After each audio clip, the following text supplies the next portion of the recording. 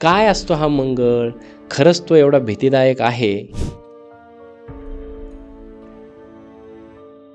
पृथ्वीमध्ये 45% people's R मांगलिक. ही गोष्ट चांगली आहे. उलट मी आता माझ्याकडे कुंडली बघायला येणाऱ्यांना मी कॉंग्रॅच्युलेट करतो, बरं. की तुम्ही मांगलिक आहात. कॉंग्रॅच्युलेशन. परंतु काही ॲस्ट्रॉलॉजीमुळे हे सायन्स, हे भीतीचं शास्त्र म्हणून ओळखण्यात येतंय. म्हणजे लोकं भीती दाखवतात आणि ते भीती दूर करण्याचे पैसे घेतात. त्यांनी कुठेतरी वडा पिंपळाच्या रोटीच्या झाडासोबत अगोदर लग्न केलं, त्याच्यानंतर असे हे विधी ते का करायला लावतात मग? विधी परंपरेनुसार बरोबरच आहे सांगितल्याप्रमाणे. कशासाठी? का करायला? राहू केतूचा काय रोल आहे कलियुगामध्ये? सांगितलं जातं आता ह्या कलियुगाला रोल करतोय तो राहूच आहे. आपण उदाहरण म्हणून महेंद्रसिंग धोनी 7 जुलै त्यांचा 7 नंबर आहे. स्टंपच्या मागे उभे राहून कळतं की विकेट गेलेली आहे, आऊट झालेलं आहे. मग ही जी इंट्युशन पॉवर आहे ती केतू. मग मुहूर्त पहिले तर काढायचे का? आणि जर त्या मुहूर्ताला पार पडत नसतील तर त्याचा काय इफेक्ट होतो? की तो मंत्र असा आहे, ब्रह्मा मुरारी त्रिपुरांतकारी भानु शशी भूमी सुतो बुधश्च गुरुश्च शुक्रश्च शनी राहू केतवः सर्वे ग्रहा शांतिकरा भवंतु. ही एक गोष्ट चांगली आहे. नाही की समजा एक जुळी मुलं आहेत, ओके, ते 5 मिनटं 10 मिनटाच्या 2 मिनटाच्या फरकाने जन्माला येतात. सो मग त्या दोघांचं तर आयुष्य सेमच असायला पाहिजे, तसं का नसतं? की आता शाहरुख खान, नरेंद्र मोदी, अंबानी ज्या दिवशी ज्या नक्षत्रावर ज्या सेकंदाला ज्या मिनिटाला जन्माला आले त्याच पॉईंटला हजारो लोक जन्माला आले असतील. मग सगळ्यांची कुंडली तर सेम व्हायला पाहिजे. मग वेगवेगळं आयुष्य काय आहे?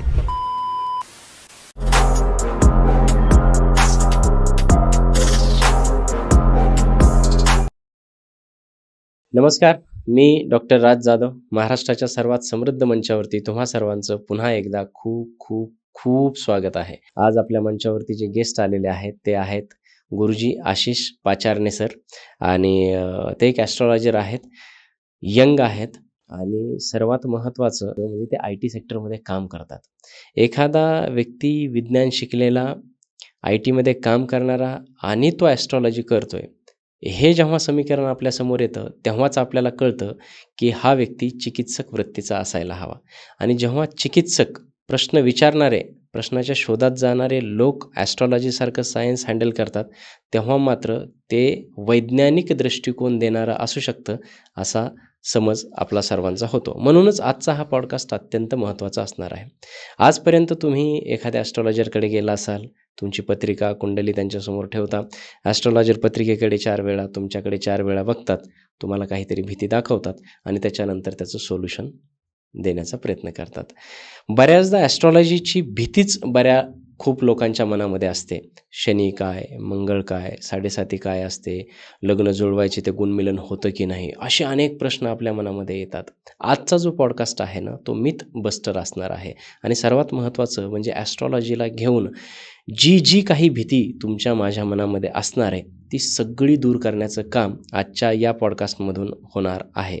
तरी आजपर्यंत जे तुम्ही पॉडकास्ट पाहिले असतील ते ज्ञानासाठी पाहिले असतील, परंतु आजचा जो पॉडकास्ट आहे तो मिथ बस्टर. आजपर्यंत तुमच्या मनात जे प्रश्न उभे राहिले असतील ॲस्ट्रॉलॉजीला घेऊन, जी भीती उभी राहिली असेल ती आजच्या या पॉडकास्टमधून दूर होणार आहे, अशी मी खात्री तुम्हाला सुरुवातीला देतो. म्हणून आजचा हा पॉडकास्ट शेवटपर्यंत चुकू नका. मी तुमचा जास्त वेळ घेणार नाही, कारण आज आपल्या मंचावर ज्यांचा डेब्यू होतोय ते गुरुजी आशिष पाचारणे सर हे आपल्या समोर बसलेले आहेत. आणि बघूयात आज आपल्याला ॲस्ट्रॉलॉजीचा कुठला अँगल समजून येतो ते.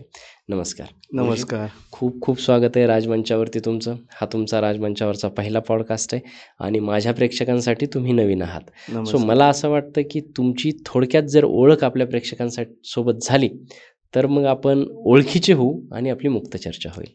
ठीक आहे.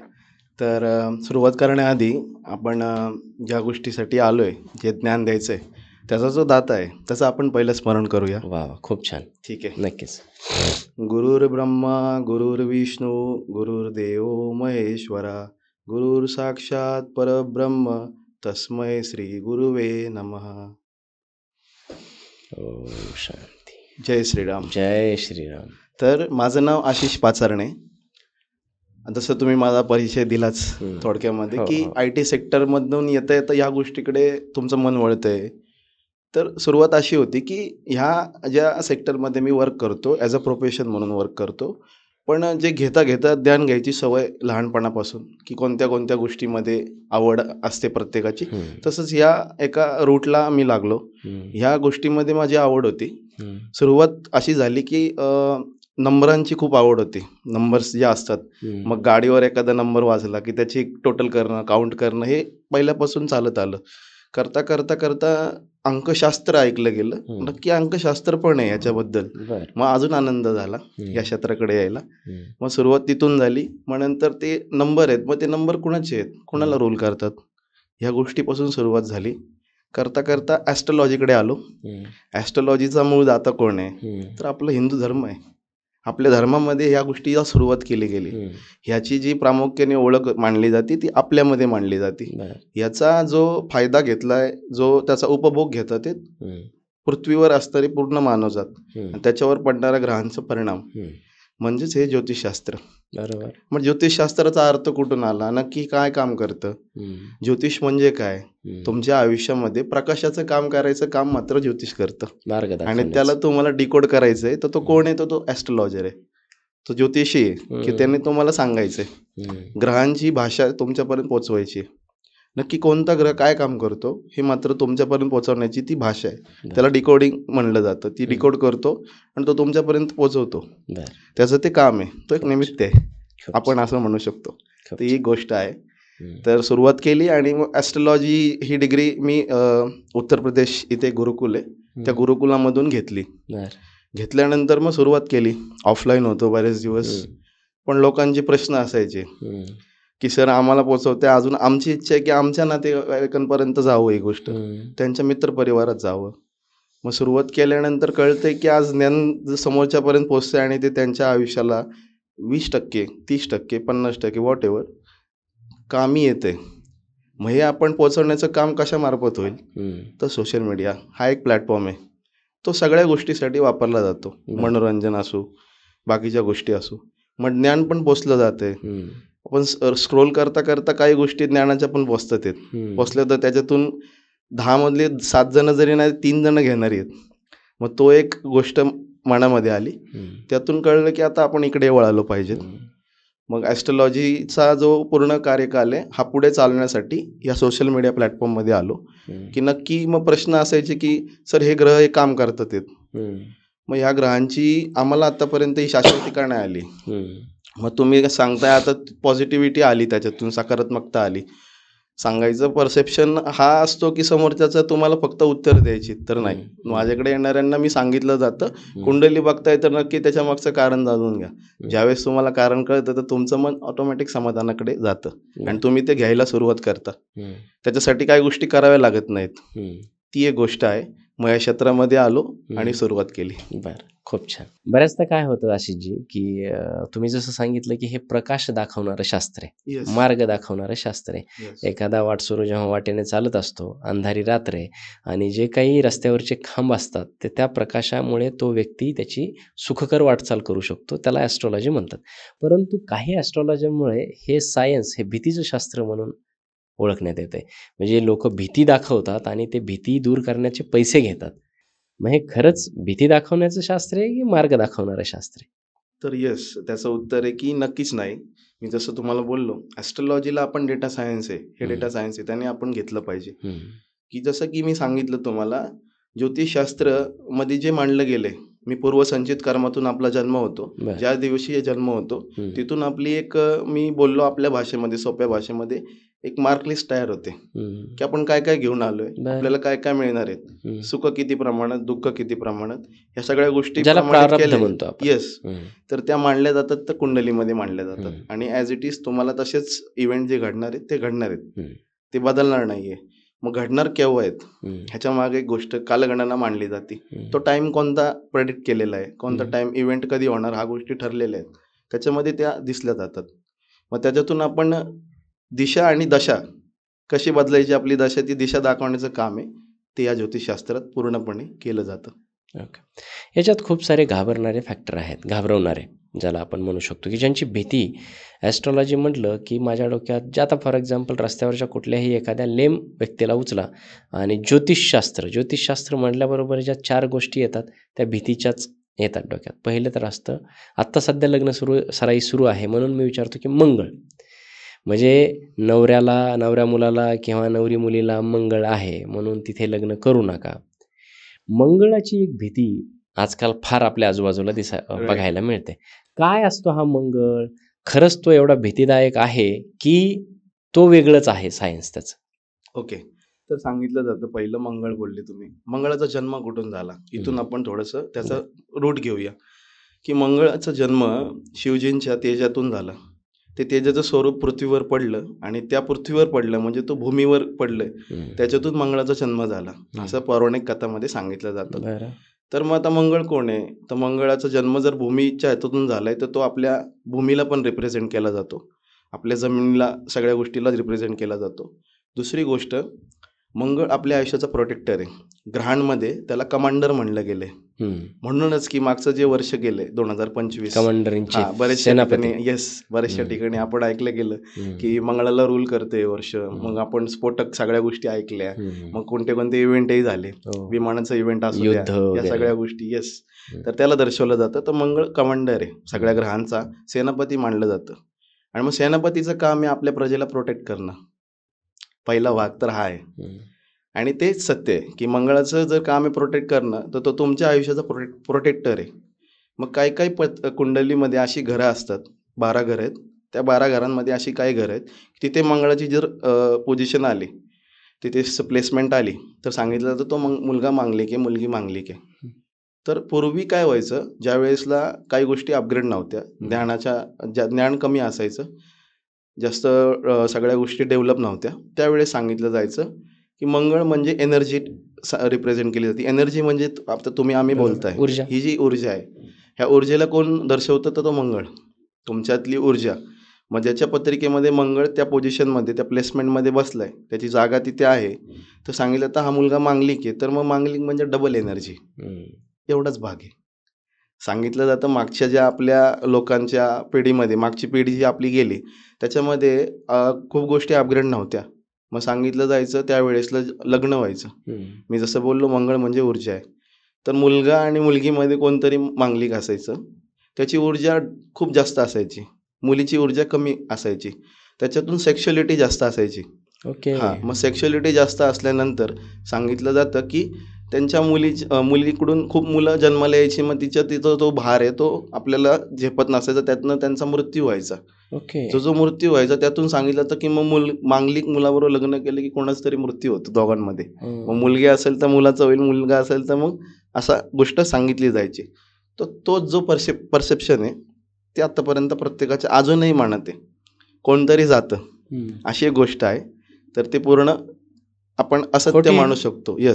की तो असत्य आहे, ती गोष्ट नाही. मंगळ म्हणजे डबल एनर्जी. त्यावेळेसला सेक्शुअलिटी जास्त असायची म्हणून त्या गोष्टी व्हायच्या. पण आता ते सांगायला गेलं तर पृथ्वीमध्ये 45% पीपल्स आर मांगलिक. म्हणजे 45% 45% लोक मांगलिक आहेत. डबल एनर्जी आहे त्यांच्याकडे.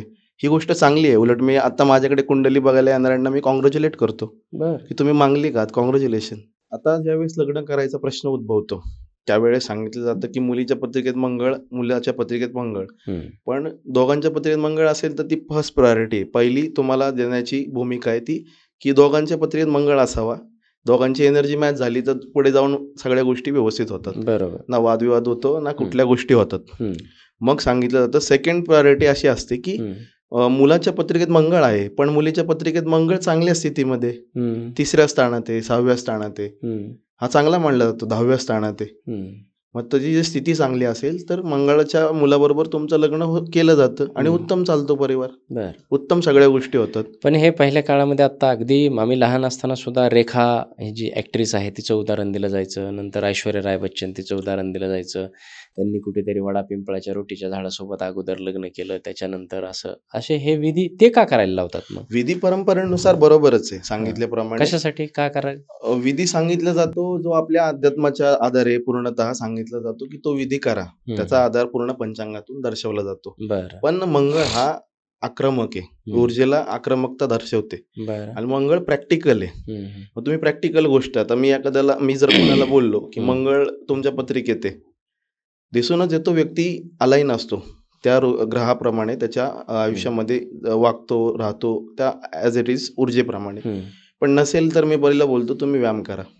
बर. ऊर्जा आहे तुमच्याकडे, हम्म. तर जर तुम्ही व्यायामाला ती ऊर्जा नाही घालवली हम्म. तर त्याचं ऊर्जेचं रूपांतर मात्र तुमच्या रागामध्ये होणार, वादविवादामध्ये होणार, हम्म. दुसऱ्या निगेटिव्ह गोष्टीकडे जाणार, नकारात्मकता गोष्ट तुमच्याकडून दिवसभरात घडली आणि जाणार. तसा व्यक्ती चांगला व्यायाम सुद्धा करत असेल. येस, असा आलाय नसतो. असं पण पाहण्यात आलंय की जो मांगलिक आहे ना त्याच्यामध्ये या गोष्टी असतातच. एनर्जी जर नसेल तर मी त्यांना सजेस्ट करतो. मग रेमेडी आपण म्हणू शकतो त्या गोष्टीला. रेमेडी अशी की तुम्ही सुरुवात करा. व्यायाम जितका कराल तितका तुम्ही घामातून ना, आता जर बोललं की तेजातून जन्म झालाय तर त्याचा अंश जो पडला पृथ्वीवर त्याच्यातून त्याचा जन्म आहे. मग आपण त्याला तुम्ही संबंध करू शकता, त्यात संबंधित करू शकता की जर तुम्ही व्यायामाला गेले आणि ती एनर्जी पूर्ण त्यात गेली, तुमचं त्या ग्रहाची ऑलरेडी पूजा झालेली आहे. म्हणजे थोडक्यात एखाद्याच्या ग्रहात एखाद्याच्या कुंडलीत मंगळ असेल तर तेवढंसं वाईट नाही, उलट चांगली गोष्ट आहे. येस. मग ते लग्न झाल्याच्या नंतर मुलगा किंवा मुलीचा मृत्यू होईल वगैरे हे सगळ्या साफ खोट्या गोष्टी आहेत. येस, बरोबर, दॅट इज ट्रूथ. खूप सांगितलं जातं बरेचसे त्याच्या युती आल्या पुढं, ग्रहांची युती पण असते की एकापेक्षा जास्त ग्रह एका घरात हे असतात. सौम्य मंगळ, कडक मंगळ काय असतं? हा, आता ते एक सांगायचं झालं तर मंगळ आहे. मंगळाचं पहिलं सांगतो. कुंडलीमधलं पहिलं घर, चौथं घर, 7वं घर, 8वं घर आणि 12वं घर, ह्या घरामध्ये जर मंगळ असला तर मुलगा किंवा मुलगी मांगलिक आहे असं सांगितलं जातं ज्योतिषाच्या दृष्टीने. मग सांगितलं तर त्याच्यावर चांगल्या ग्रहाची दृष्टी पडते, गुरुची दृष्टी पडली, त्याचं सौम्यता झाली, त्याची एनर्जी पूर्ण सौम्य पातळीला गेला. गुरु पॉझिटिव्ह ग्रह आहे ना, गुरु देवांचा गुरु आहे म्हणल्यावर सांगितलं तर तो पॉझिटिव्ह ग्रहाची जर दृष्टी जाते त्याची सौम्यता पूर्णतः तो सौम्य होऊन जातो. ती एक कन्सेप्ट आहे त्याच्यामध्ये. आणि तो जो कोणत्या राशी, मित्र राशीत बसलाय, शत्रू राशीत बसलाय, ती तिसरी कन्सेप्ट आहे, ती पाहिली जाते. अशा 3 गोष्टी पाहून तुम्ही समोरच्याला प्रेडिक्ट करू शकता. बरं, त्याच्यासाठी बरं. दुसरं एक मिथ किंवा ज्याची भीती जनमानसांमध्ये असते ती असते साडेसाती. साडेसाती आहे म्हणजे काहीही झालं, समजा फॉर एक्झाम्पल मी काहीतरी काम करतोय आणि माझं काम होत नाही, लगेच मी म्हणणार माझी तर साडेसाती सुरू आहे. काही म्हणजे चांगले ठीक आहे असू दे, माझी साडेसाती सुरू आहे. हे साडेसाती खरंच एवढी खराब असते? मग पहिले तर साडेसाती असते काय आणि ती खरंच खराब असते का, हे माझे 2 प्रश्न आहेत. ओके, तर सांगितलं जातं साडेसाती ही कोणत्या ग्रहाकडून दर्शवते तर शनी. दुसरा कोणता ग्रह नाही की तो साडेसाती लावतो. शनीच तुमचा की त्या साडेसातीचा मुख्य दाता आहे, जो कर्मफल दाता पण त्याला सांगितलं जातं. तर नक्की आपण शनीची कथा थोडीशी ऐकूया. शनीला दशा अवतारामध्ये, श्री विष्णूंच्या दशा अवतारामध्ये कुर्म अवताराला रिप्रेझेंट केलं जातं. ते असं की त्याच्या मागे कथा आहे. दुर्वासा ऋषी स्वर्गाला जातात. स्वर्गाला गेल्यानंतर तिथे त्यांना इंद्र भेटतात. इंद्रचा वाहन आहे ऐरावत. तो हत्तीवर ऐरावतावर बसून येत असतो. येताना दुर्वासा ऋषी त्यांना भेटतात आणि म्हणतात माझ्याकडे पुष्पहार आहे, मी जो करून आणलाय तो तुला मी भेट देतो. तर भेट म्हणून इंद्र घेतो आणि तो तसाच हार असा घेऊन ऐरावताला घालतो. आता दुर्वासा ऋषी तुम्ही जर त्यांची कथा ऐकली असेल तर ते शाप देण्यामध्ये खूप गोष्टी सांगितल्या जातात त्यांच्याबद्दल. तर सांगितलं जातं त्यावेळेस ते शाप देतात की तुझं सगळं ऐश्वर, तुझ्यासोबतचं सगळ्या देवांचं जे स्वर्गलोकी आहेत सगळ्यांचं ऐश्वर चाललं जाईल आणि श्राप तो लागतो, सगळं ऐश्वर चाललं जातं. त्याच्यातून सांगितलं जातं की त्यानंतर सगळे देव चिंतेमध्ये येऊन श्री विष्णूंकडे मदतीसाठी जातात. पुढे जाऊन सांगितलं जातं श्री विष्णू त्यांना सांगतात एक उपाय आहे की तुमचं ऐश्वर समुद्राच्या तळाशी गेलेलं आहे, सगळं जे तुमची संपत्ती सगळ्या गोष्टी त्या तिथे आहेत, त्याच्यासाठी मंथन करावं लागेल. समुद्र मंथन ही कथा नक्कीच ऐकली, तिथून त्याची सुरुवात झाली. ते मंथन करण्यासाठी तुम्हीच मंथन करू नाही शकत, ते मंथन करण्यासाठी तुम्हाला असुरांची गरज लागणार आहे. मग आता असुरांची गरज आहे म्हणल्यावर असुरांना निमंत्रण द्यावं लागणार समुद्र मंथनासाठी. मग त्यांना सांगितलं तर समुद्र मंथनाला ते ज्यावेळेस त्यांना बोलवतात तर त्यांना लालच देतात अमृताची, तुम्हाला पण अमृत प्राशन करायला मिळेल. सुरुवात होते समुद्र मंथनाला. एका बाजूला देव, एका बाजूला दानव असुर, मध्ये वासुकी. मग वासुकीला घेऊन त्या पर्वताला समुद्र मंथन करण्यात आलं. सांगितलं तर त्याचा भार खूप होता, दोघांनी ताकद लावून ते मंथन करायचं होतं. तो पर्वत सारखा पूर्ण खाली जात होता. खाली जात होता तर ते पूर्ण समुद्र मंथन ते पुढे यशस्वीरित्या पार पडत नव्हतं. मग श्री विष्णूंनी त्यावेळेस सांगितलं गेलं कुर्म अवतार घेतला आणि पर्वताच्या खाली पूर्ण त्याचा भार आला. त्यानंतर समुद्र मंथन झालं, 14 रत्न ती बाहेर पडली. त्याच्यानंतर सांगितलं की मग पुढे जाऊन ती पुढची कथा आहे. पण ज्यावेळेसला ते कुर्म अवतार आहे पर्वताचा पूर्ण भार आहे, हम्म. त्यातून अमृत नंतर बाहेर पडलं. पण तो जो भार घेतला तो कुर्मा अवतार आहे, शनी. त्या कुर्मा अवताराला शनी रिप्रेझेंट करतो. हम्म. कुंडलीमध्ये कुठेही बसेल, हम्म. शनी कुठेही बसलं की समजायचं त्या घराची तुम्हाला 100% एफर्ट द्यावेच लागणार. हम्म. त्याला तुम्हाला गत्यंतर नाही, कर्म करावेच लागणार. हम्म. पण त्यातून तुम्हाला अमृत मिळणं हे निश्चित ह्या या कथेतून दर्शवलं जातं. बर. ती एक गोष्ट आहे. हम्म. मग शनी तुम्हाला 7.5 म्हणून येतो, हम्म. 7.5साठी येतो आयुष्यामध्ये. Shani is the good teacher असं हम्म. सांगितलं जातं. हम्म. तो शिक्षक आहे आणि तो ज्यावेळेस येतो ना, तो शिकवत नाही बसत, रिझल्ट द्यायला सुरुवात करतो. बर. त्याचे रिझल्ट भेटतात. म्हणूनच 7.5 कळत नाही नक्की काय चाललंय, हम्म. कोणतं प्रेशर आहे. सगळं तर व्यवस्थित आहे, पैसे व्यवस्थित आहे, सगळं व्यवस्थित. मग कुठलं प्रेशर आहे माझ्यावर, कुठली चिंतामध्ये मी पडतोय, या गोष्टी त्यातून दाखवायच्या असतात. हम्म. त्यामुळे 7.5 येते, ती शिकवायला येते. की 7.5 आपण म्हणतो ना, हा माझा. शनी म्हणतात ठीक आहे, तुला दाखवतो मी, परीक्षा तो तुझा आहे का. परीक्षा आहे, तुमची टेस्ट होणार डायरेक्टली. तुम्हाला सगळ्या खऱ्या गोष्टी दिसणार. अध्यात्माकडे नसताल तर अध्यात्माकडे तर पहिलं जावं लागतं. हम्म. नसेल जात तर तिथे तुम्हाला नुकसान भेटतं. पहिलं नुकसानीतून कळतं, मग केलं पाहिजे. हम्म. मग दुसरी गोष्ट आहे, जर तुम्हाला रस्ता दिसत नसेल तर आमच्यासारखी लोकही शनीनेच तयार केलेली आहेत. त्या विद्येतूनच तर शनीची विद्या आहे, ॲस्ट्रोलॉजी शनीची विद्या आहे. बर. त्यातूनच सांगितलं तर मग त्याच्याकडे पाठवतात की जा, तुला रस्ता कळत नाही, असा एक माणूस ठेवलाय, त्याच्याकडे तू जा, तो तुला रस्ता दाखवेल. हम्म. मग सांगितलं तर 7.5 त्या गोष्टी तुम्हाला दिसतात. हम्म. ॲक्च्युअलमध्ये चाललंय काय आत्ता आपल्या आयुष्यामध्ये, चाललंय काय आत्तापर्यंत, काय करत आलोय हे तुम्हाला ज्योतिषी सांगतो. हम्म. ती एक गोष्ट आहे, ती 7.5 तुम्हाला प्रामुख्याने पाहायला मिळते. हम्म. आणि शनी इज मनी असं सांगितलं जातं. सगळ्यांना मी ज्यावेळेस कुंडली पाहायला माझ्याकडे येतात, मी प्रत्येकाला सांगतो उदाहरण म्हणून, हम्म. आपल्या देशाचे पंतप्रधान नरेंद्र मोदी 2014ला पंतप्रधान झाले. वृश्चिक रास आहे त्यांची. हम्म. वृश्चिक राशीला त्यावेळेसला 7.5 होते. 7.5 पंतप्रधान केलं. बर. दुसऱ्यांदा पंतप्रधान ज्यावेळेस तिसऱ्या पदाला ज्यावेळेस आले, त्यावेळेस त्यांची शनीची ढैया चालू होती मागील 2.5 वर्षामध्ये. हम्म. त्यावेळेसला परत ते पंतप्रधान झाले. तिसऱ्यांदा. यस, कर्मप्रधान दाता शनी असं त्याचं प्रामुख्याने खरं वर्णन केलं गेलं. हम्म. खरं वर्णन असं आहे तर त्याच्याप्रमाणे तुम्हाला वागायचं. नाही, 7.5 एवढे घाबरतात का लोक? भीती अशी दडली की प्रत्येकजण 7.5 न घाबरता कर्मफल जात आहे ना, कर्माला घाबरू नये. कर्माला घाबरतात. येस, परीक्षेला घाबरतात. परीक्षेला घाबरतात की करायचंय काय, तर मग ते करायचं नाही. आपल्याला क्विक पाहिजेचं असतं ना. पहिलं तर 7.5 होतं काय, 7.5 शनी सूर्यपुत्र दर्शवला गेलाय. सूर्य ज्यावेळेस त्यांचा जन्म झाला, सूर्यपुत्र आहेत ते. सूर्यदेवाने ॲक्सेप्ट नाही केलं त्यांना की हा माझा पुत्र असूच शकत नाही. मी एवढा तेजवान तेजस्वी आणि माझा पुत्र काळा कसा काय. मग सांगितलं जातं त्यावेळेसला त्यांनी मानलं नाही ना. मग तेजस्वी म्हटल्यानंतर त्यांना त्यांचा गर्व झाला होता. 7.5 असंच होतं. अच्छा. आत्तापर्यंत चालत आलेल्या अहंकाराचा नाश पहिला 7.5 होतो. सुरुवात तिथून होते. पहिलं तुमच्या इगोला ठेस पोचणार, तुम्हाला पहिलं ग्राउंडेड होणार. किती वरती असले तरी ग्राउंडला पहिले यावं लागणार. तो पहिला धमाकाच तसा होणार तुमच्यासोबत, ते इव्हेंटच तसा घडणार. तुम्ही पहिला अहंकारावर दगड पडतो, तिथून माणूस ग्राउंडेड होतो. ग्राउंडेड झाल्यानंतर तुमचे इव्हेंट घडायला चालू होतात. That is equal to Shani तुमचा मेन टीचर आहे. मग सांगितलं जातं ही 7.5 वर्क करते तुमच्यावर. शनी इज मनी. मग सांगितलं जातं की परत शनी इज मनी म्हणल्यावर मुकेश अंबानीला 7.5 जिओची स्थापना झाली. मग आज जिओ नंतर किती सारे प्रोजेक्ट त्यांना मिळाले. अशी त्यांनी उभी केलेली जी संपत्ती आहे, पिढ्यानपिढ्या तुम्हाला पुरती, ही शनीच्या 7.5 भेटते. खूप पैसे मिळतात ते शनीच्या 7.5. खूप सारे लोक येतात माझ्याकडे, प्रॉब्लेम्स वेगळे असतात. पैशाचा प्रॉब्लेम अजिबात दिसत नाही मला 7.5.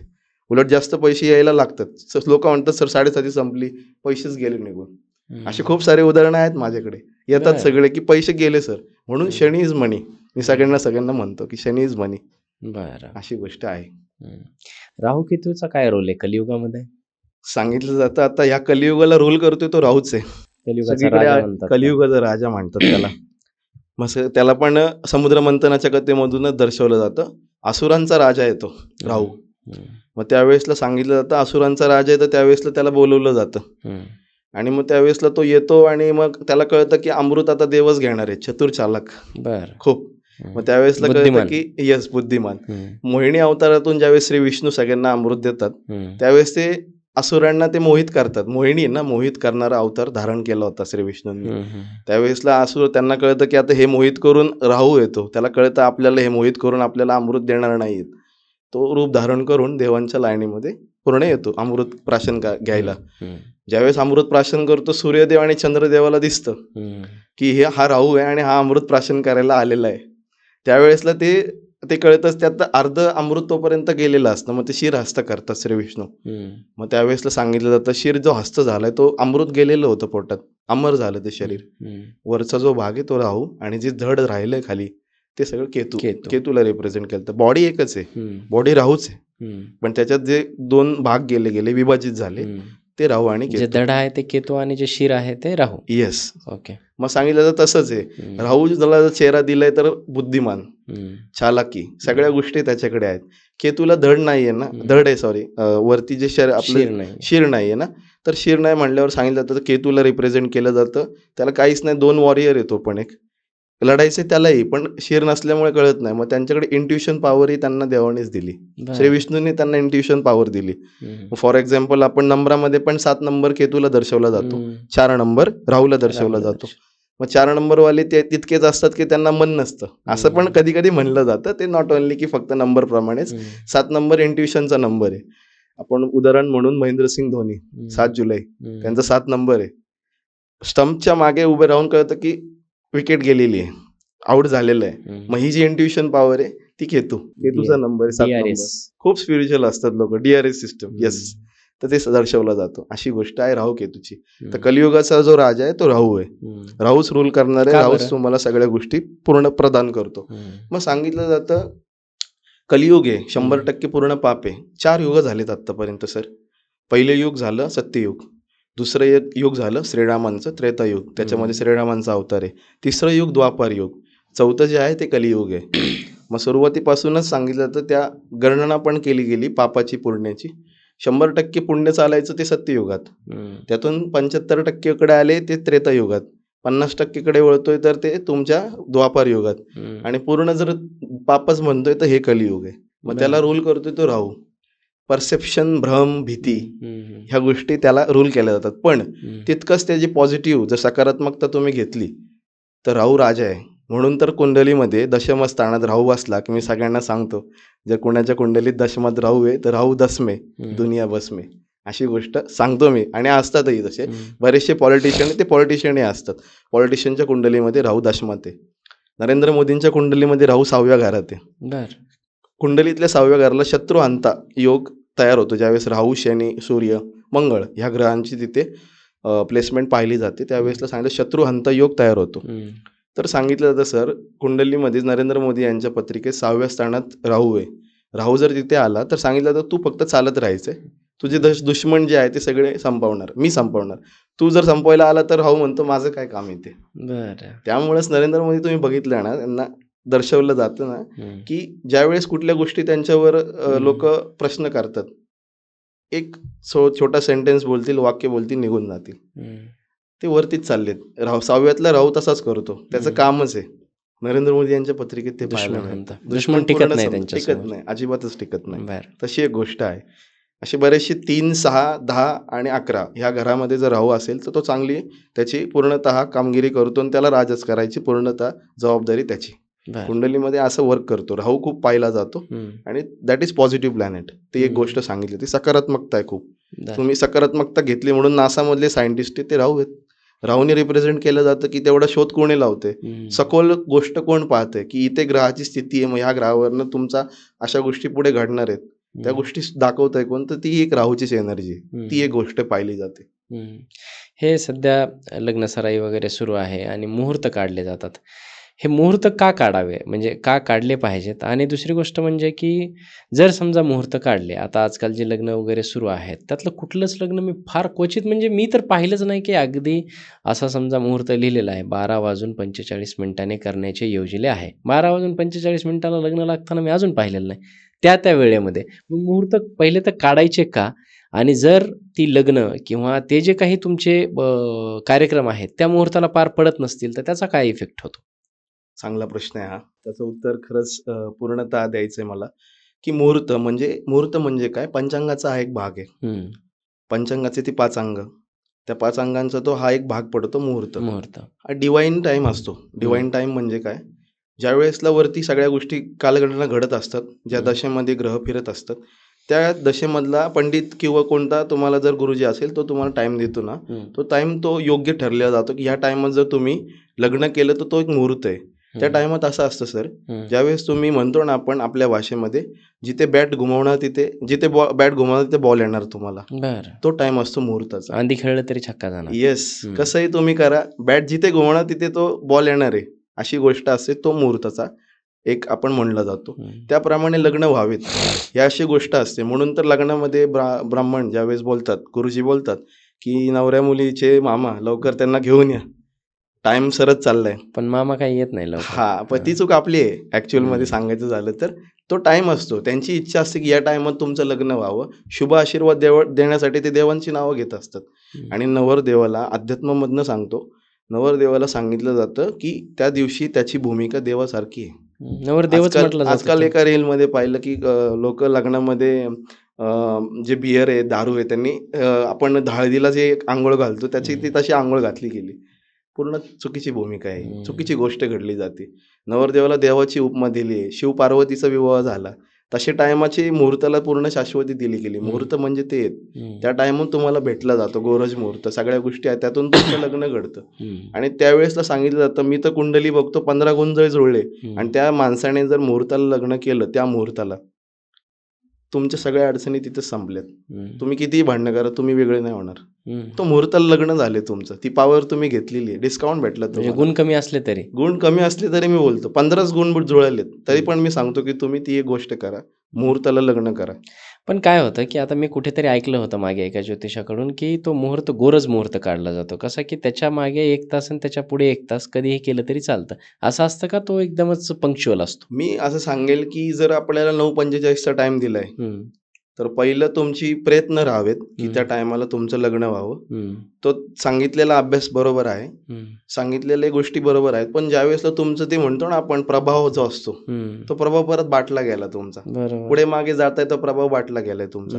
त्यामुळे तुम्ही त्या टायमाला करावा अशी गोष्ट असते की तुम्ही, ती फर्स्ट प्रायोरिटी माझी. 9:45 तर पुढे 5-10 मिनिटं चालेल, पण खूप कालावधी गेला तर त्या मुहूर्ताला अर्थ नाही राहत. जसं सूर्योदयाचा सकाळचा जो आपण टाइम असतो, सूर्यास्ताचा टाइम असतो, 1 तासानंतर कधी पाहायला तुम्हाला मिळाले नसेल. 10-15 मिनिटं रोजचं तुम्ही पहा सूर्योदय, अर्धा तास फार तर फार पुढे मागे असतो. ऋतूप्रमाणे वेगळं होतं, पण ते पुढे मागे असतो. तर तसं तुम्ही मुहूर्ताला लग्न करावं. आणि नाही झालं तर काय होतं? त्याच्यामुळे मग प्रॉब्लेम पुढे काय क्रिएट होतात. जसं मी सगळ्यांना आता सांगायला, मागच्या लास्ट इयरला जेवढे लग्न मी ठरवले त्यामध्ये प्रत्येकाला एक सजेशन दिलं, ॲडव्हान्समध्ये सांगितलं की तुम्ही दिवसभरामध्ये लग्न करावं तुमचं. दिवसाच्या टायमामध्ये सूर्य ऍक्टिव्ह असतो, गुरु ऍक्टिव्ह असतो. हे ग्रह तुम्हाला आशीर्वाद देण्यासाठी येणार आहेत. तुम्ही त्यांचा उपभोग घ्या.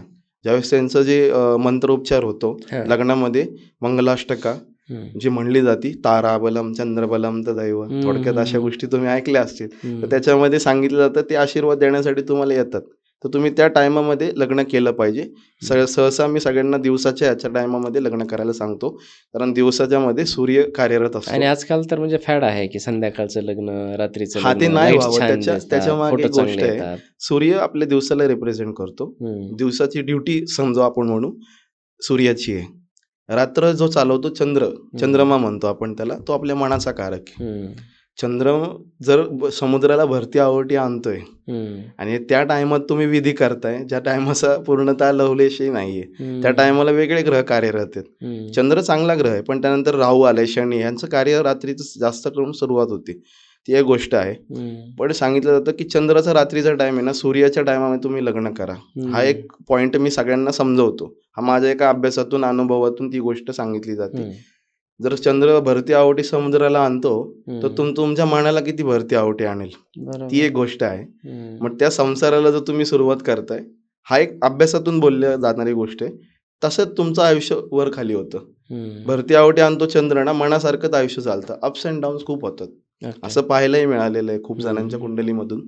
टायमाचे म्हणून टायमाला इतकं महत्व दिलं गेलं, वेळेला जे इतकं लग्न महत्व. टिकत नाहीत म्हणा किंवा सुखी नाहीत, वैवाहिक जीवन त्यांचं सुखी नाही, त्याला हे एक कारण असू शकतं, मुहूर्तावर हे लग्न न कारण, लागणं? हा, हे कारण तर आहेच, पण बाकीच्या गोष्टी बऱ्याचशा त्याच्यामध्ये येतात. जसं की मी बोललो, कलियुग आहे. कलियुगामध्ये 100% पाप चालते. जर एखाद्याच्या वैवाहिक जीवनात अध्यात्माचा भाग नसेल, जर धर्माचा भाग नसेल, तर नक्कीच ते लग्न टिकलं नाही जात. भले किती त्याच्या कुंडलीमध्ये गुरु भगवान असू दे, त्याच्या कुंडलीमध्ये चांगले ग्रह किती गोष्टीने बसू दे, पण तरी मी सांगतो की तुमच्या आयुष्यामध्ये ह्या 2 गोष्टी नाही आहेत, तर तुमच्या लग्नामध्ये अडथळे येणारच आहेत. ती एक गोष्ट आहे. त्याच्यामध्ये घाई होणार आहे, संयम नसणार आहे, वादविवाद होणार आहे. त्याच्यातून मग लवकर येऊन जी भ्रमामध्ये येऊन जो आपण म्हणतो ना, की मी निर्णय घेतला वेगळं होण्याचा, नव्हताच वेगळं होण्याचा योग तुम्ही झालात. तो तुमच्या कर्मातून झाला. ती एक गोष्ट आहे. लग्नाचाच विषय चालू आहे तर गुणमिलन मगाशी जसं बोललात तुम्ही, की Right. पहिले तर गुणमिलन असतं काय? ते गरजेचं का असतं? कारण अगदी माझ्या लग्नापासून मी माझे पहिले हे पाहिलेले आहेत तर एवढे गुण जुळतात, 12 गुण जुळतात, 36 गुण जुळतात, 18 गुण जुळतात. काय असतात हे गुण आणि का जुळवले पाहिजेत? नाही जुळले तर काय होतं? बरोबर आहे. प्रश्न हा खूप छान आहे. सांगितलं जातं, की गुणमिलन पूर्वी काळी व्हायचं. ते पंचांगाच्या आधारातून गुणमिलन व्हायचे, पूर्ण पद्धतीने व्हायचे. ते एक आउटडेटेड गोष्ट झालेली आहे आता. त्या स्वरूपाने मी का बोलतोय त्याला, तुमची नाडी जुळतीये. कुंडलीमध्ये भकूट म्हणून एक गोष्ट असते, भकूट. ज्याच्यातून आपली पुढची दोघांचं बॉन्डिंग, लव्ह कसं चालेल, प्रेम कसं होईल दोघांमध्ये, ती एक गोष्ट आहे. रिस्पेक्ट दिसतो त्याच्यातून. दोघांमध्ये रिस्पेक्ट किती होईल एकमेकांप्रती. हां, ती एक गोष्ट आहे. कारण महिलेला पैशापेक्षा नंतर रिस्पेक्ट खूप महत्त्वाचा असतो लग्नानंतर. ती एक गोष्ट सांगितली जाते. ती त्यातून दिसते. भकूट म्हणून एक गोष्ट असते गुणमिलांमध्ये. हो. आणि नाडी, ह्या 2 गोष्टी जरी जुळाल्या, मी सगळ्यांना सांगतो तुम्ही लग्न करा. पण जर गुणच पाहताय तर 32 गुण जुळलेल्यांचे पण विवाह तुटलेले आहेत सर. बरोबर. हे मी पाहिले खूपदा. मागच्याच वर्षी खूपदा पाहिलेले. आलेल्या लोकांमध्ये गुणमिलन करतो पहिलं बघूया म्हणलं. यातून तुम्हाला दाखवतो गुणमिलन एवढे होऊन पण तुमचं लग्न का तुटलं. ती एक गोष्ट पाहायला मिळते. हा थोडासा आउटडेटेड गोष्ट झालेली आहे. पाहावे गुणमिलन नक्कीच करावं. मीही करतो. पण त्याच्यामध्ये दुसरी गोष्ट ती प्रामुख्याने करतो आणि ती सगळ्यांनी करावी. अशी माझी एक इच्छा आहे सगळ्यांना सजेशन पण या पॉडकास्टच्या माध्यमातून, की त्याच्यामध्ये कुंडली पाहावे. दोघांच्या कुंडलीमध्ये सप्तम स्थान असतं आपल्या विवाहाचं. कुंडली मिलन झालं. येस, कुंडली मिलन नक्कीच करावं. ती गोष्ट प्रामुख्याने करावी. लग्न झालं ठीक आहे. पुढच्या 15 वर्षात काय होईल? ही गोष्ट खूप महत्त्वाची आहे आत्ताच्या ह्याच्यामध्ये. ती एक गोष्ट तुमच्या कुंडलीतून दिसून येते. फायनान्शियल तुम्ही कसं राहताल, तुम्ही हेल्थ वाईज कसं राहताल आणि तुमचं 7वं घर, जे घर मी बोललो कुंडलीतलं 7वं घर विवाहस्थान आहे. ती गोष्ट कशी आहे दोघांची पण. एकाला एक सपोर्ट कसा देतोय, कोणता ग्रह तुम्हाला चांगला पुढं सपोर्टिव्ह राहील. जरी दिवसभरात तुम्ही वादविवाद करताय, संध्याकाळी एका ताटात कसं जेवताल, तो कोणता ग्रह प्रभावी राहील तुमच्या आयुष्यात, वैवाहिक जीवनामध्ये.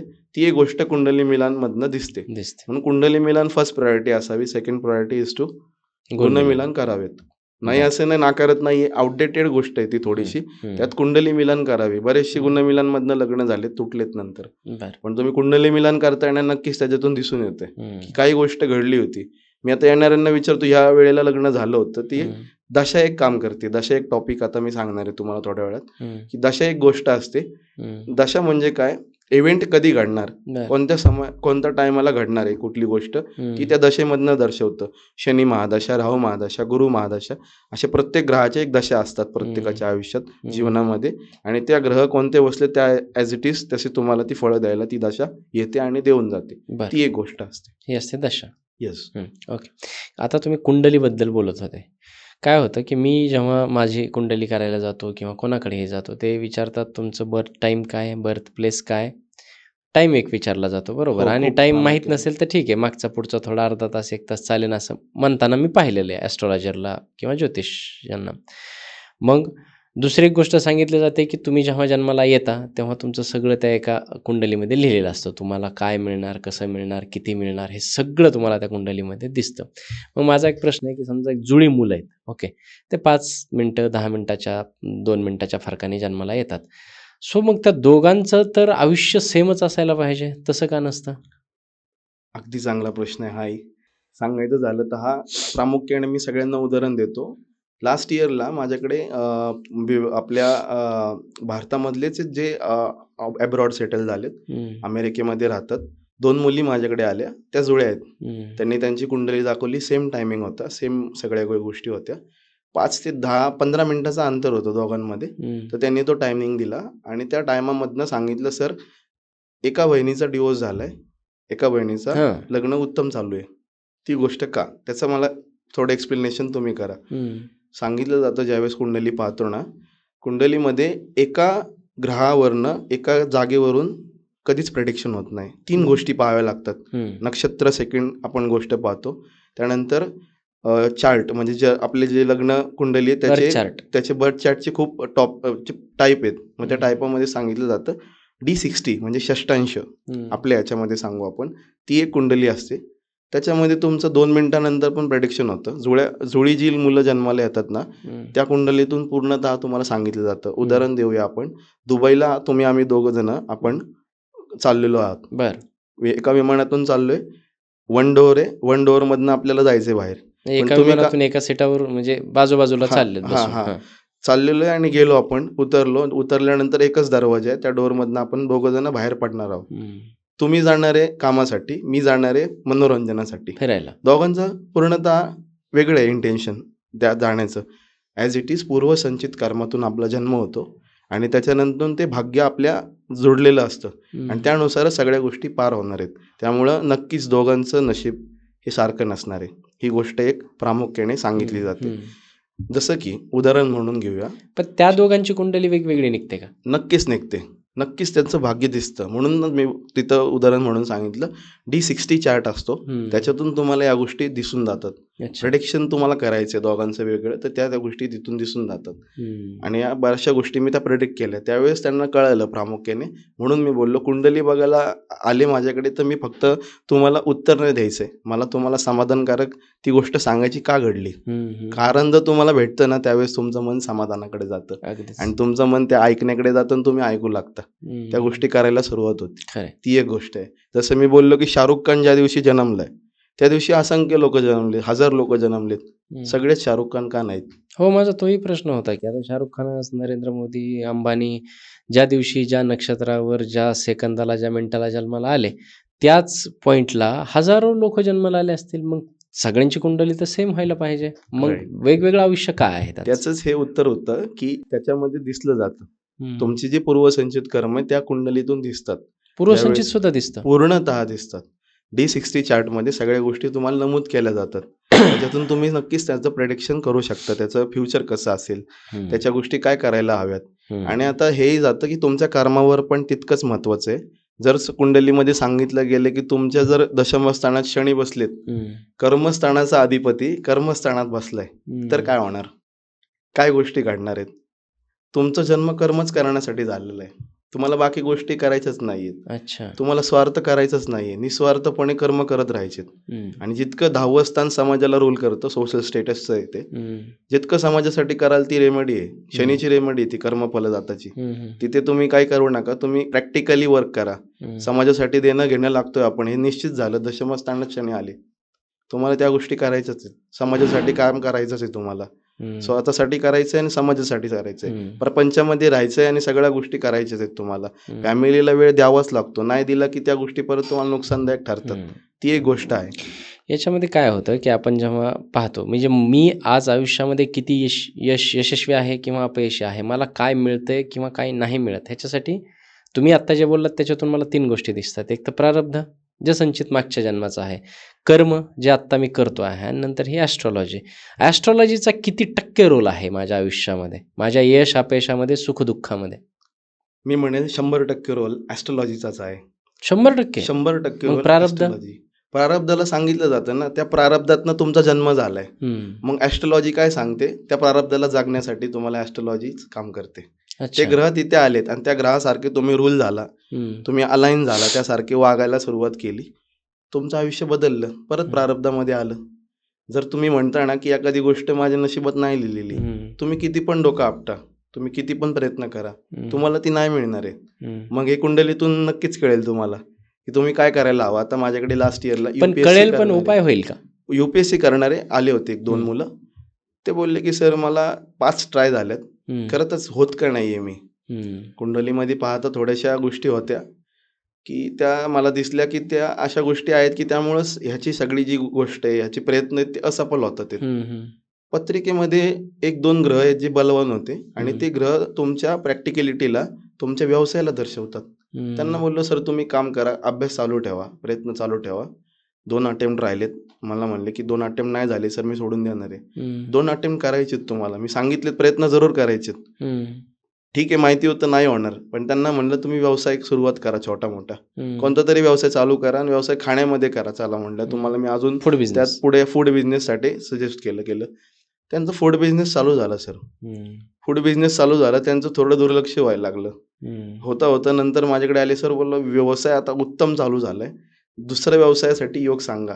पहिला प्रश्न तुम्ही घेऊन आला होता म्हणजे की तुम्हाला UPSC क्रॅक का होत नाहीये. ती एक गोष्ट आहे. जर तुमचे प्रयत्न तिथेही दिसतात, मग आम्ही तुम्हाला थांबवतोय, तुम्हाला दिशा दाखवतोय परत एकदा. ही एक गोष्ट होते. तुम्हाला जर लिहिलेलंच नाहीये, तुम्ही प्रयत्न करू नका. ही एक गोष्ट ॲस्ट्रोलॉजीच्या त्या कुंडलीतून, त्या ग्रहातून कळते तुम्हाला. प्रारब्धात तुम्ही हे घेऊन आले, तुम्हाला एवढंच मिळणार आहे. अच्छा. तुम्हाला जर बिलियन कमवायचंय आणि तुम्हाला जर लाखांपर्यंतच लिहिलेलं आहे, तर तुम्ही त्यात समाधानी राहा. तुम्ही त्यामुळे ऍक्सेप्ट करता. ज्यावेळेस अच्छा. तुम्हाला ही गोष्ट कळते, ती गोष्ट चेंज झाली ना तुमची, तुम्ही ती गोष्ट करायला सुरुवात होती. ॲस्ट्रोलॉजीमध्ये ज्या काही रेमेडी सांगितले जातात, बरेच पॉडकास्ट मी देखील केलेले आहेत, बरेच पॉडकास्ट मी ऐकलेले देखील आहेत. Right. छोटे छोटे उपाय सांगितले जातात, गाईला चारा द्या, मुंग्यांना साखर घाला, शनिदेवाचं दर्शन घ्या, हे घ्या. खरंच या रेमेडी काम करतात? येस, त्याचं एक चांगलं उत्तर देतो मी इथे. ते सांगितलं जातं, जे आपले पूर्वज आहेत किंवा आपण प्रौढ व्यक्ती वरिष्ठांना दर्शवतो, आपल्या घरामधील आजी आजोबा असतील, त्यावेळेसला काय व्हायचं, ह्या गोष्टी जास्त चालायच्या. गाईला चारा दिला जायचा, मुंग्यांना म्हणजे प्राणीमात्रांना तुमचं प्रेम करा, हे सगळ्या दैवतांनी नाही, शिकवले ती तर आपल्याला. एक सेवा म्हणून ठीक आहे, मी समजू शकतो. परंतु ते एक उपाय, माझ्याकडे एखादा पेशंट आला, त्याला ताप आहे, मी त्याला पॅरासिटामॉल दिली, त्याचा ताप उतरेल, तसं काम करतं का, हा माझा प्रश्न आहे. प्रश्नाचं उत्तर असंच आहे की तुम्ही त्या गोष्टी करताय ना, त्या गोष्टी कर्म म्हणून करायच्यात. त्याच्यातून काय मिळेल ह्या गोष्टीने तुम्ही गेलात, तर त्या गोष्टी होत नाहीत सर, मिळत नाहीत मग तुम्हाला. रेमेडी रेमेडी म्हणजे काय, आता तुम्हाला थोडक्यात सांगतो. तुम्हाला जर आता ताप आलाय आणि मी तुम्हाला गोळी दिली, गोळी खूप कडू आहे, त्याने तुमचं तोंड अजून कडू होणार आहे. बरोबर. आजारातून चव जाते थोडीशी त्या कालावधीपुरती. तर ती गोळी खाल्ली, कडूच आहे गोळी, त्यासाठी मी काय केलं, थोडीशी तुम्हाला साखर दिली, काहीतरी गोष्ट दिली, तोंड गोड पडणार. हा, तोंड गोड पडणार आहे, पण अजूनही ती गोळी कडूच आहे. गोळीची चव बदलत नाही, पण चव तोंड गोड बदलणार केलंय नाही, तुमचं. इव्हेंट बदलणार नाहीये, ओके, पण ओके, तुम्हाला ओके. ती ताकद मिळणार आहे. Okay okay okay. त्या गोष्टीसाठी रेमेडी म्हणली जाते. अच्छा. आजकाल मला कधी कधी गोष्ट पण वाटते की रेमेडी ही म्हणायला लागतं हे शब्द मला, पण कधी कधी आपलं कर्तव्य आहे सर. जसं गायीला चारा देणं आपलं कर्तव्य आहे, 100% मुंग्यांना साखर देणं, त्यांना पण Acceptable. जगवणं आपलं कर्तव्य आहे. मरण नेणं ते ईश्वराच्या हातात आहे. जन्म मृत्यूचा पिढा तोच फक्त तुमचा सोडवणार आहे, त्याच्यामध्ये कोणी येणार नाहीये. कुठलीच रेमेडी काम नाही करणार आहे, किती तुम्ही काय करा. मायकल जॅक्सननी खूप प्रयत्न केले होते सर, त्याने सगळं जगावं म्हणून खूप सगळ्या गोष्टी घरामध्ये ठेवल्या, पण मृत्यू तिथेच आला ज्यावेळेस त्याला यायचं होतं. ओके, ती एक गोष्ट आहे. खरं. होरा नावाची एक टर्म ऐकली होती, होरा. राईट, फार इंटरेस्टिंग मला वाटलं होतं, त्याच्याविषयी तुमच्याकडून जाणून घ्यायला आवडेल. नक्कीच. होरा हा शब्द सुरुवात झाला, अहोरात्र हा शब्द जो आहे त्यातला अ आणि त्र जो काढला ना, होरा मिळतो. होरा. ओके. शब्द तिथून सुरुवात झाला. तर सांगितलं जातं, आता आज संडे, उद्या मंडे, ही गोष्ट कुठून रूल होते, तर तो होरा म्हणजे काय, प्रत्येक ग्रहाचा एक दिवस आहे, तिथून त्याची सुरुवात झाली. संडे म्हणजे सूर्यदेव किंवा सूर्यग्रहाच्या येण्याने तो होरा चालू झाला. होरा म्हणजे 1 तास, बरोबर. 1 तास 2 तास, जसं जसं नेशन तुमचं चेंज होतं तसा तो होरा डिफाईन होतो, पण 1 तासाचा होरा असतो. तो सांगितलं, तो वाराप्रमाणेच तो कॅल्क्युलेट केला गेला आणि त्याप्रमाणेच वार पण निश्चित झाले. हे एका होरा या कन्सेप्ट मधून कळतं. दुसरी गोष्ट आहे, पंचांगामध्ये सांगितलं जातं, 9 ग्रहांचा एक मंत्र आहे. मी मागे एका ह्याच्यामध्ये सांगितलं होतं, 9 ग्रहांचा एक मंत्र आहे, की तो मंत्र असा आहे, ब्रह्मा मुरारी त्रिपुरांतकारी भानु शशी भूमी सुतो बुधश्च गुरुश्च शुक्रश्च शनी राहू केतवः सर्वे ग्रहा शांतिकरा भवंतु. ही एक गोष्ट चांगली आहे. हा एक मंत्र आहे जो सगळ्यांनी म्हणला तर उत्तमच राहील, पण याच्यामध्ये जो सिक्वेन्स आहे तो ग्रहांचा, तो मांडला गेला त्यावेळेसला आपल्या ह्याच्यामध्ये मांडला गेला. ती एक गोष्ट आहे. आणि होरा म्हणजे ॲज इट इज तसंच आहे, की आज संडे, तर आज सूर्याचा होरा चालू होणार सकाळी. सूर्योदयाला पाहिलं गेलं तर पंचांगामध्ये सगळ्यांना मी त्याचा उपभोग घ्यायला लावतो. कुंडलीमधनं कळतं की तुमचा कोणता बेस्ट टाइम आहे, जो तुम्ही आज दिवसभरात प्रिपेअर करावा. त्याच्यामध्ये फक्त तुम्हाला लाभच मिळणार आहे. खूप माझ्याकडे स्टॉक मार्केट ट्रेडिंगवाले लोक येतात, ते मला विचारतात, सर कोणता टाइम चांगला आहे बेस्ट आमच्यासाठी. मग मी ही कन्सेप्ट त्यांना सांगतो यूज करायला. खूप साऱ्या लोकांपर्यंत पोहोचले आणि याच्यामधनं फीडबॅक जो आलाय तो 200% मी म्हणेल पॉझिटिव्हच आहे. ती एक कन्सेप्ट आहे. ती सांगितली जाते की कुंडलीमधलं 11वं घर, जे रावणाच्या खूप आवडतीचं घर होतं, त्याच्या मागची कथा वेगळी, पण 11वं घर हे लाभाचं आहे. फक्त तुम्हाला कष्ट नाही करावे लागत, तिथून लाभ घडतो. तर त्या घरामध्ये जी राशी पडते, 12 राशी आहेत, ज्या 12 राशींमधली जी राशी पडते त्याचा टाइम आपण पंचांगामध्ये रोज पाहावा आणि त्या टायमाला आपल्या आयुष्यामध्ये घेऊन जी काही इव्हेंट करायचे आहेत शुभ आपल्याला, काम. शुभ काम म्हणू शकतो, पैशाची गुंतवणूक म्हणू शकतो. ट्रेडिंगसाठी मी यूज केले, पण बऱ्याचशा गोष्टी केल्यात त्याच्यामध्ये, तर त्यांचे सफल झालेत. किंवा ओके. कधी-कधी आपणही अवलंबतो. दिवसभरात 1 तास असतो, ज्यात आपल्याला खूप आनंद मिळतो. कधी तर पाहायला गेलं, की अरे, हा तर होरा बोलले होते त्यावेळेसला ते सर, त्याचा टाईम चालू होता. एखाद्याचा शुक्राचा टायमिंग बघतो आपण. शुक्र ग्रह सूर्याच्या समोर येऊन या गोष्टी होणार आहे. सूर्याला प्रदक्षिणा मारताना जो एक प्रदक्षिणा मारतोय तो शुक्राचा टायमिंग आहे. शुक्राची वेळ आहे, बुधाची वेळ आहे. ती त्या ह्याच्यामध्ये मग दिसते. हे दैनिक राशीफळमध्ये जे शुभ दिवस, शुभ वेळ लिहिलेली असते, तो त्या त्या पद्धतीनेच असेल? होराच्यातूनच घेतली जाते. ती एक हां. गोष्ट आहे. ती राशीप्रमाणे मांडली जाते. बरं. राशी एक लोकेशन आहे सर. कुंडलीमध्ये राशी एक लोकेशन आहे आणि ग्रह जे आहेत ते डिपार्टमेंट आहेत. त्या डिपार्टमेंटमध्ये काय होणार त्या गोष्टी सांगितल्या जातात. तशी एक कन्सेप्ट आहे. ती मी ॲज युजुअल ज्यांना इंटरेस्ट आहे त्यांना शिकवताना या गोष्टी मी यूज करतो, की त्या गोष्टी आहेत. तर ती होरा एक कन्सेप्ट आहे, प्रत्येकाने घ्यावी. कुंडलीमध्ये तुम्ही सॉफ्टवेअर कुठलंही यूज करू शकता पंचांगाचं. प्रत्येकाला मी दृक पंचांग यूज करायला सांगतो. त्या दृक पंचांगामध्ये होरा मुहूर्त म्हणून आहे. कुंडलीमध्ये ओपन करावी आणि त्याच्यामध्ये 11वं जे घर आहे, त्या 11व्या घरामध्ये जी राशी पडली, त्या राशीचा स्वामी बघावा कोण आहे. राशी स्वामी जसं मिथुन रास पडते, मिथुन राशीचा स्वामी बुध ग्रह येतो. बुध ग्रहाचा टायमिंग तुम्ही कॅरी करावा. खूप जणांच्या व्यवसायाला ह्या गोष्टी मी दिल्या होत्या. व्यवसाय खूप जोरात चालला. ज्यावेळेसला त्यांनी सांगितलं उद्घाटनाचा एक टायमिंग द्या. तर मी पंचांगातनं न जाता होरामधनं जो टायमिंग दिलाय, खूप चांगला शुभ कार्य त्यातून घडले गेले आणि त्यातून प्रॉफिट खूप झाला. ती एक गोष्ट अनुभवातून त्यांच्या सांगितली गेली. मग मी सगळ्यांना ही गोष्ट कन्सेप्ट प्रत्येकाला येणाऱ्याला शिकवतो. तुम्ही हा टायमिंग कॅरी करा. घेणाऱ्यांनी नक्कीच यश मिळवलेलं आहे. न घेणारे अजूनही त्या प्रयत्नांमध्ये आहेत. पण नक्कीच घ्यावी. ही एक गोष्ट आहे होराबद्दल. कुंडली वेगवेगळ्या प्रकारची असते. त्यात कालपुरुष कुंडली एक हे झाली फार इंटरेस्टिंग वाटते. त्याच्याबद्दल सांगायला आवडेल? हां, नक्कीच. कालपुरुष म्हणजे काय सर? विश्वाचा आदर्श पुरुष म्हणजे कालपुरुष. ही संकल्पना मांडली गेली पराशर ऋषींनी. जे पराशर ऋषी बृहत पराशर होराशास्त्र परत आला होरा शब्द. तर होराशास्त्रामध्ये ही संकल्पना मांडली गेली कालपुरुष कुंडली. जी कुंडली आहे, कुंडलीमध्ये 12 घरं आहेत. प्रत्येकाच्या कुंडलीमध्ये 12 घरांमध्ये वेगवेगळे नंबर्स लिहिलेले आहेत. बरोबर. तर कालपुरुष कुंडली ज्यावेळेस बनवली गेली, ती सांगितलं तर कथांमध्ये श्री विष्णूंची बनवली गेली. श्री विष्णूंच्या अवयवांना ती रिप्रेझेंट केली जाते. जसं कुंडलीतलं पहिलं घर आहे तिथं 1च नंबर येणार. कुंडलीतलं दुसरं घर आहे तिथं 2च नंबर येणार. अँटी क्लॉकवाईज कुंडली कॅल्क्युलेट केली जाते आणि 12व्या घरात 12 नंबर लिहिला जातो. जे श्री विष्णूंच्या अवतारातलं पायाला रिप्रेझेंट केला जातो 12वं घर. म्हणून श्रीलक्ष्मी त्यांच्या पायापाशी आहे. ती एक गोष्ट आहे. त्यामुळे ती एक आहे कालपुरुष कुंडली. त्याप्रमाणे तुमचं ग्रह उच्च आहेत, नीच आहेत त्यातून पाहिले जातात. ग्रह कोणत्या घरामध्ये उच्च होतो, कोणत्या राशीमध्ये होतो, तर ती कालपुरुष कुंडली त्यासाठी खूप लाभदायक ठरते आणि त्यातूनच ह्या गोष्टी पाहिल्या जातात. गोचर ग्रहांचे गोचर पाहिले जातात. ती एक कालपुरुष कुंडलीमधूनच पाहिले जातात. आपण हा पॉडकास्ट शूट करत असताना मला वाटतं जानेवारीच्या पहिल्या आठवड्यात बसलेलो आहे. वर्ष अख्खं आपल्या पुढे पडलेलं आहे. सो ॲस्ट्रॉलॉजीचा पॉडकास्ट आणि मी वर्षफळ विचारलं नाही तर ते थोडंसं अन्याय केल्यासारखं होईल. तर त्याच्यावरती थोडं सांगा साहेब. नक्कीच. तर सांगितलं जातं मी अंकशास्त्राची या गोष्टीतून सांगतो. 2025ला मी बोललो की मंगळ रूल करत होता. आता सांगितलं जातं 2026 आले. 2025 मंगळाचं वर्ष होतं. मंगळ सेनापती आहे आणि सेनापती आहे तर राजाचं साल आले 2026. हे सूर्य रूल करणार आहे या वर्षाला. जसं सांगितलं जातं मागील वर्षामध्ये देखील खूप वॉर झाली. वॉर म्हणजे सगळे युद्ध पातळीवर देश गेला होता. खूप गोष्टी घडल्या मागच्या वर्षामध्ये. त्यावेळेसला सांगितलं मंगळ रूल करतो. आता त्याच्या पिता म्हणजे त्याच्या आपण वरती राजाचं धरूया आपण, त्याचं साल आलंय. ह्या वर्षी देखील त्याच गोष्टी घडताना दिसून येतील.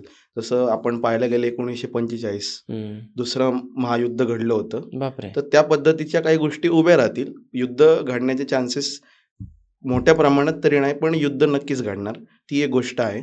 जसं 1945ला हिरोशिमा नागासाकीला अमेरिकेने बॉम्ब टाकले गेले, त्या गोष्टी आहेत.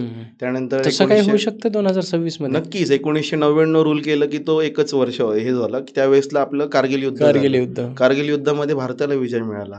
ती एक गोष्ट आहे. 2008 साली खूप मोठं क्रायसिस आलं, ग्लोबल फायनान्शियल क्रायसिस. ती एक गोष्ट झाली. तशा एक गोष्टी घडू शकतात. 2017ला आपण घेऊ, नक्कीच राजनीतीमध्ये डोनाल्ड ट्रम्प पहिले राष्ट्राध्यक्ष झाले. तशी एक गोष्ट घडली.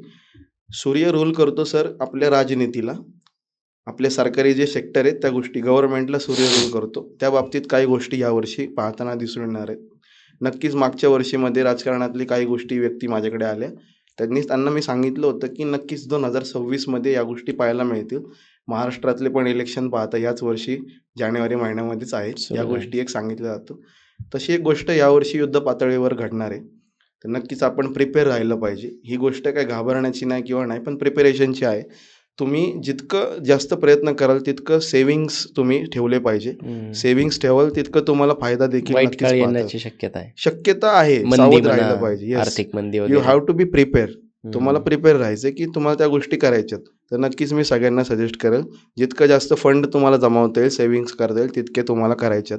दुसरी गोष्ट, अब्रॉड सेटलमेंट पण खूप गोष्टी घडणार आहेत. जसं मागच्या वर्षी सांगितलं, अंत अस्ति प्रारंभ. खूप गोष्टीचा अंत झालाय. प्रारंभ आहे ना, तर नक्कीच सुरुवात करायची आहे. ओल्ड पर्सनॅलिटी कॅरी नाही करू शकत. हा ह्या वर्षाचा पहिला नियम आहे. ती एक गोष्ट आहे. ओल्ड पर्सनॅलिटी, ओल्ड काम तुम्ही जे करताय, नक्कीच ह्या गोष्टीमध्ये तुम्हाला नुकसानदायक ठरतील. कारण हे गोष्ट चेंजेस घेऊन आलेले आहे. तुम्ही चेंजेस ॲक्सेप्ट नाही करत तर तुमचं नुकसान नक्कीच होणार आहे. बरं. चेंजेस ॲक्सेप्ट करा, प्रयत्न करा. नवीन गोष्टी घडणार आहेत. नवीन गोष्टी तुम्हाला पाहायला देखील मिळणार. नवीन चेहरे, नवीन मित्र, नवीन काही गोष्टी पण आपल्या आयुष्यात यावर्षी पाहायला मिळणार, होणार देखील आहेत. जसं मी मागच्या वर्षी बोललो, लग्नासाठी खूप प्रयत्न करत होते. यावर्षी लग्न देखील खूप जणांचे होणार आहेत. प्रत्येकाला मी एक गोष्ट सांगतो, रखडलेलं लग्न काम. खूप जणांचे रखडलेले लग्न ह्या वर्षात पाहायला मिळणार आहेत. ती एक गोष्ट यावर्षी नक्कीच होणार आहे. अशा सगळ्या गोष्टी या वर्षाबद्दल सांगितल्या जातात. ती एक गोष्ट आहे. खूप छान. काय होतं सर, माझ्याकडे खूप ॲस्ट्रॉलॉजीचे पॉडकास्ट होतात आणि आजकाल सर्वात जास्त जर पॉडकास्ट अक्रॉस द महाराष्ट्र वगैरे इंडिया होत असतील तर ते ॲस्ट्रॉलॉजीचेच आहेत. आणि ॲस्ट्रॉलॉजीचे पॉडकास्ट इतके सगळे पाहिल्याच्या नंतर बरं, ॲस्ट्रॉलॉजर असतात, बोलताना वेगळं सांगतात की थोडं परसेप्शन पण लोकांचं वेगळं असतं. आणि एक एक कॉमन प्रश्न सर्वजण मलासुद्धा कमेंटमध्ये किंवा पर्सनली मला कॉल करून विचारतात की चांगला ॲस्ट्रॉलॉजर तुमच्या नजरेत कोण आहे? सो मला सुद्धा हा पडतो की कसा ओळखायचा, एखादा एक चांगला ॲस्ट्रॉलॉजर कसा ओळखायचा, हा माझा शेवटचा प्रश्न आहे तुम्हाला. नक्कीच खूप छान प्रश्न होता हा. याचं उत्तर देताना या गोष्टी मी सांगितल्या जातात आहेत की परसेप्शन खूप गोष्ट आहे. परसेप्शन खूप मनामध्ये तुमच्या क्लिअर केली गेली, म्हणजे ठाम बसवली गेली. त्यामुळे भीती निर्माण झाली की हे जे ॲस्ट्रॉलॉजी आहे, मी असं होणार तर वाईटच होणार आहे. तुम्हाला सकारात्मकतेकडे आणलं नाही गेलं. त्या काही गोष्टी आहेत. कुंडली पाहताना तुम्ही ज्यावेळेस जाईल, कुठल्या ॲस्ट्रॉलॉजरकडे, ज्योतिषाकडे तुम्ही जाताय, त्या गोष्टीत तुम्ही तुमचंच न सांगता प्रत्येक कुंडली दाखवून काही गोष्टी त्यांनाही सांगू द्याव्यात. बरं. जर समोरचा तुम्हाला 8-9 गोष्टी सांगतोय, त्या तुम्ही रिलेट करताय तुमच्या भूतकाळाशी, वर्तमान काळाशी आणि भविष्याशी, नक्कीच that is the good astrology सांगितलं जातं. जसं माझ्याकडे आल्यानंतर मी प्रश्नच विचारतो, जसं आपण बोललो ना, डॉक्टराकडे गेल्यानंतर डॉक्टर आपल्या नसवरच हात ठेवतात जिथे आपल्याला लागलेलं असतं. नक्कीच ती गोष्ट तुम्हाला जर कळली, तो तुमचा रिअल ज्योतिषी आहे की Astrologer. त्याच्याकडून तुम्हाला समाधान मिळणार आहे, उत्तर मिळणार आहे. हे असं झालं होतं, पुढे होणार नाही. येस ऑर नो जर मी उत्तर दिलं तर तुमचं समाधान झालंच नाहीये ना सर. खूप प्रश्न पडलेत. हे एक परसेप्शन आहे. हा एक भीतीभ्रम निर्माण केलेला आहे काही गोष्टींमध्ये, जो मला समोरच्याकडून आलेला दिसला. आणि खूप जणांकडून हे उत्तर आलं. खूप मी मानत नव्हतो या गोष्टीला. आणि ज्यावेळेसला रिअल गोष्ट कळली की ह्या अशा गोष्टी घडल्या होत्या त्या वेळेला, त्या टायमाला, तर मला पूर्ण विश्वास पटला की अशा गोष्टी आहेत. तर तुम्ही कधी कुणाकडे जाल तर नक्कीच समोरच्याला तुम्हाला बोलू द्या. आणि जर कोण सांगतोय ना ह्या गोष्टी नाही करायच्या, तर तुम्ही प्रश्न न करून त्याचं ऐकलं पाहिजे. ती एक गोष्ट आहे. प्रामुख्याने मला हे सांगायचं आहे याच्यामध्ये. 8-9 गोष्टी जर रिलेट केल्या त्याच्यातून नंतर तो सांगतोय तुम्हाला की एक गोष्ट होणार आहे पुढे, तुम्ही प्रिपेअर राहा. तुम्ही त्याच्यावर प्रश्न न करता ऍक्सेप्ट केलं पाहिजे. म्हणजे आपण एखाद्या ॲस्ट्रॉलॉजरकडे गेलो, त्याने कुंडली पाहिली की आपण काही न बोलता तो आपलं जर भूतकाळ आणि वर्तमान काळ सांगत असेल, तुमच्याविषयी 8-9-10 गोष्टी जर सांगत असेल, तुम्ही काहीही न बोलता, तर तो थोडासा वस्ताद ॲस्ट्रॉलॉजर आहे. जसं तुमचा प्रश्न होता त्याचं हे उत्तर होतं. ओके, खूप छान सर, खूप छान, मस्त पॉडकास्ट झालेला आहे.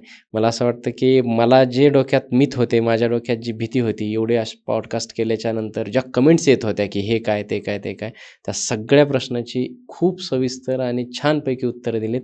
माझं संपूर्ण समाधान केलं, त्याच्याबद्दल खूप खूप थँक्यू. बघू, प्रेक्षकांना विचारू की प्रेक्षकांचं समाधान झालेलं आहे की नाही. अजून देखील तुमच्या मनात जर काही प्रश्न असतील तर 100% आम्हाला कमेंटच्या माध्यमातून तुम्ही विचारायचे आहेत. आपण ते सरांपर्यंत पोहोचवून त्यांच्याकडून पुन्हा उत्तरं घेण्याचा प्रयत्न करू. सरांचं नॉलेज फार डीप आहे, वास्ट आहे, हे मला लक्षात आलं. हा सरांचा पहिला पॉडकास्ट होता, परंतु शेवटचा नसेल ही माझी खात्री. सर राजमंचावर येत राहतील हे सुद्धा मला थोडंसं आज त्यांचं भविष्य कळलेलं आहे. सो विचारूयात, कसं वाटलं सर तुम्हाला इथे? खूप छान वाटलं. जसं तुम्ही ज्यावेळेसला आपण सुरुवात बोलणं झालं त्यावेळेसला मी तुम्हाला मेन पर्पज सांगितलं. सर माझा हा उद्दिष्ट होता की इथे यायचंय तर मला नक्कीच 10 जणांनी ऐकलेलं आहे, 100 जणांनी ऐकावं आणि त्या गोष्टी खऱ्या पोचाव्यात. तुम्ही त्यासारखं वागा नका वागू. तुमचा प्रश्न आहे तो, तुमचं कर्म आहे. पण तुमच्यापर्यंत सत्य पोहोचलं पाहिजे. या गोष्टी एक आहे. त्या गोष्टी तुम्ही सुरुवात करता आणि नक्कीच त्याच्यातून बदल हा निश्चित आहे. शब्द आहे की बदल निश्चित घडतो. लोकांनी येऊन सांगितलं.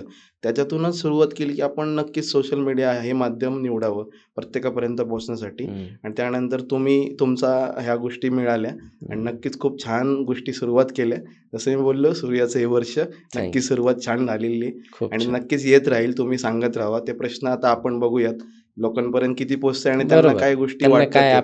नक्कीच त्या प्रश्नांची उत्तर द्यायचा प्रयत्न मी नक्कीच करणार आणि जे काही आपण दिले की होई सोई जो राम रची राखा. जय श्रीराम. खूप जय श्रीराम. पॉडकास्टला लाईक करा, शेअर करा, सबस्क्राईब करा, कमेंट करायला विसरू नका. सबस्क्राईब करणं फार महत्त्वाचं आहे. येत्या काळात तुम्हाला कोणाचे पॉडकास्ट, कुठल्या विषयावरती पॉडकास्ट बघायला आवडतील ते सुद्धा नक्की सांगा. तोपर्यंत सर्वजण खूप सुखी, हेल्दी राहा हीच आशा करतो आणि आजच्यापुरतं थांबतो. धन्यवाद.